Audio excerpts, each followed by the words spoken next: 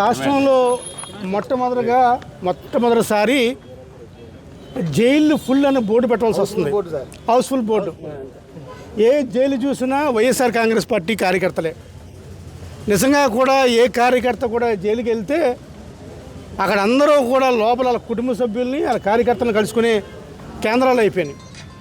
ఈ రాష్ట్రంలో ఈ నందిగాం ఒకటే కాదు, జగ్గపేట ఒకటే కాదు, ఈ రాష్ట్రంలో ఎక్కడ చూసినా సరే అక్రమ కేసులు, అక్రమంగా జైలు పంపించడం, వాళ్ళని జైల్లో ఉంచడం, తద్వారా వీడియో కెమెరాల ద్వారా వీడియోలు చిత్రీకరించి వాళ్ళని చూడటం, వాళ్ళని ఎంజాయ్ చేయటం ఒక సైకోఫాంటిక్ వరల్డ్ అయిపోయింది. సో అది ఎవరు అతిథులు కాదు.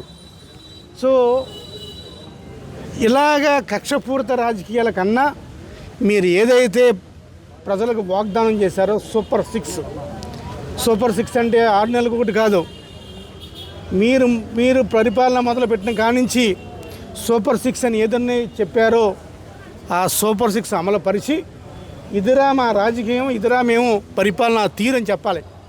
మీ సూపర్ 6 లేదు, సూపర్ 7 లేవు, హామీలు లేవు, అటువంటివన్నీ పక్కన పెట్టేసి ఇక కార్యకర్తల మీద, నాయకుల మీద టార్గెట్ చేసి వాళ్ళని ఏదో జైలుకి పంపించడమే జేయంగా పెట్టుకున్నారు. ఎన్నిసార్లు పంపిస్తారు జైలుకి? ఒకసారి పంపిస్తారు, 2 సార్లు పంపిస్తారు. తెగించినోడు ఎన్నిసార్లు వెళ్తాడు జైలుకి. పార్టీ కోసం ప్రతి కార్యకర్త కూడా వెళ్ళడానికి రెడీగా ఉన్నారు రోజు. మీరేదో పంపించడం కాదు, మీరు అనుకుంటున్నారు మా పంపించారని, మా కసి తీరిందని. కానీ డెఫినెట్గా ఎవరి యాక్షన్ యాజ్ రియాక్షన్ అని చెప్పి న్యూటన్ థర్డ్లో ఉంటుంది. అది మాత్రం గుర్తుంచుకోండి. మరిన్ని వీడియోస్ కోసం ఛానల్ ని సబ్స్క్రైబ్ చేయండి. లేటెస్ట్ అప్డేట్స్ కోసం వాట్సాప్ ఛానల్ ని ఫాలో అవ్వండి. ఆ లింక్ డిస్క్రిప్షన్ లో ఉంది.